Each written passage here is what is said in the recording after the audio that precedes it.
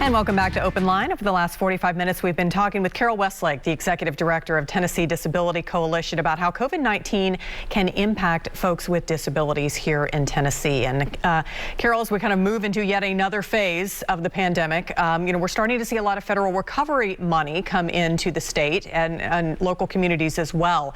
How can this potentially help or start kind of a new chapter as far as moving forward and getting out of the pandemic and helping people who have suffered because of it?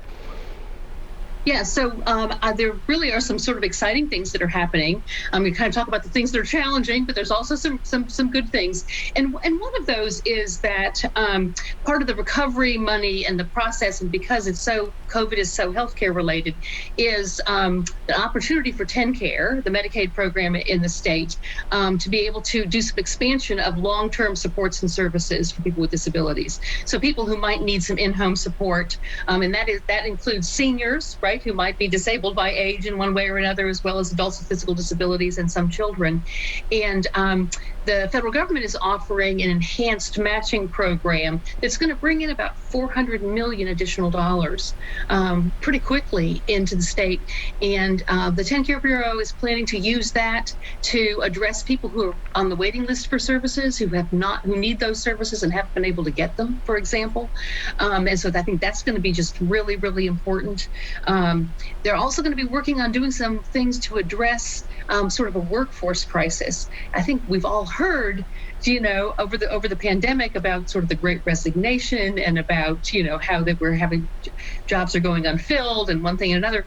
And that's really been true in the world of long-term care or long-term supports and services. So whether it is in-home nurses or CNAs, nursing assistants, or direct support professionals, the personal assistance kinds of things, we haven't always paid really well for those, and as the salaries or wages go up in restaurants and other kinds of places to draw people, we've got a real crisis in not having enough folks that are helping people with disabilities and seniors get the services they need.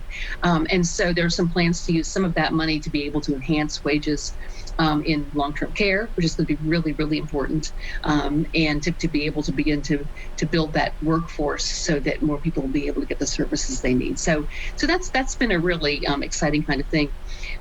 With some of the recovery money, the TennCare Bureau has made some other proposals that haven't been chosen yet by the committee that's looking at that.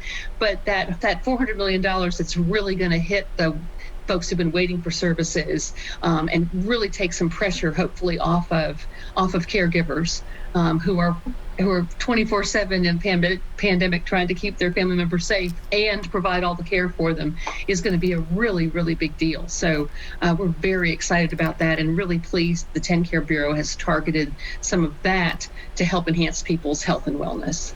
And as this money kind of starts to trickle in, is this kind of the first phase? Are we expecting more? What do you maybe expect to see down the line? So I think that this first push is a one-time enhanced match that creates this money. It's going to have to be spent between now and I think 2024. But the Bureau has been really committed to saying we're going to get this started and we're going to be able to keep it going.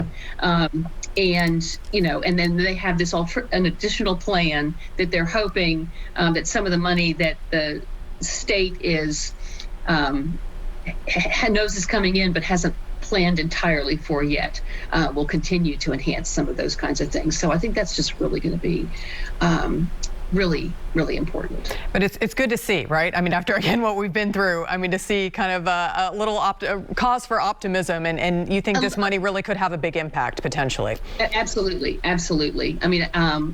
Particularly just really down at the local level where families are and where families are struggling, because it's not just poor people or middle-class people or even rich people. I always tell the story about Christopher Reeve, who was Superman and then broke his neck in a horse accident, a riding accident. You may remember, I'm old enough to remember all these things, right? Oh, of course, I know him, yeah. And so he became quadriplegic. and that takes a lot of care. He's on a ventilator. He's using a wheelchair all the time. He had a wife and family, and his care was almost $500,000 a year.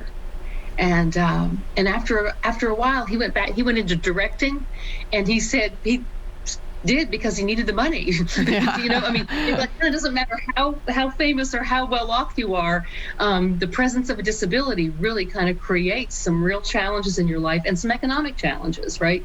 And so having a system that figures out how we can ease that way and how we can efficiently and effectively help families and individuals, live the most productive life without just struggling through all the time is so important.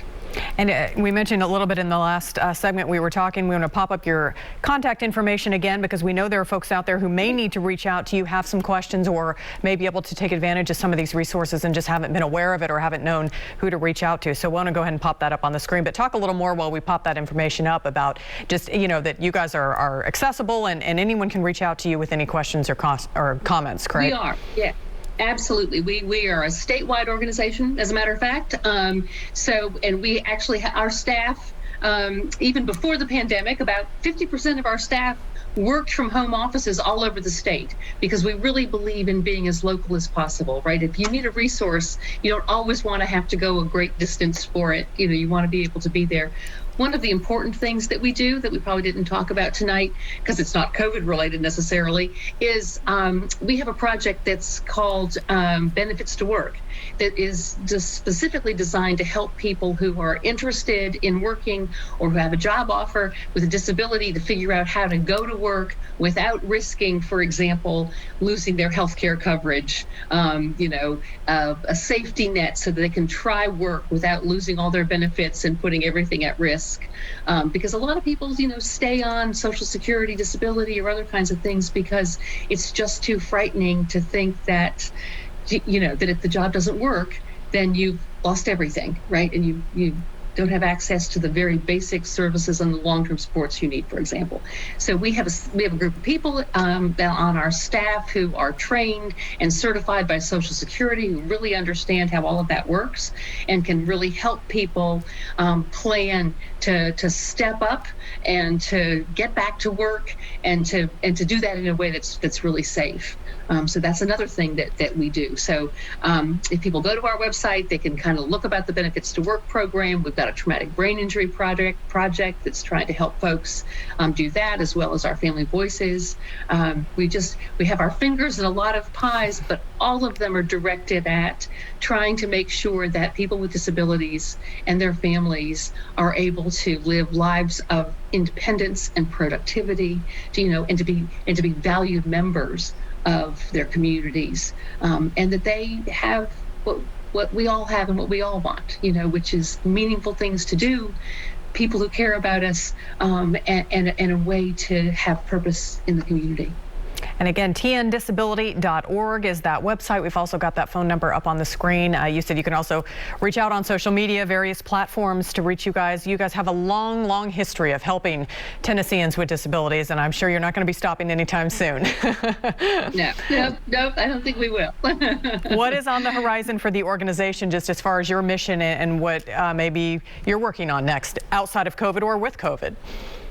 So there are a variety of things that we have been working on. We have continued to work to try to sort of support the families that are part of this Katie Beckett program that we had really been working on. So that's really been important to us. Interestingly enough, last year we spent a little bit of time working on the legislation around intellectual disability and the death penalty. The stuff about Purvis Payne, fellow in Memphis who had an intellectual disability who was on death row, was just taken off last week.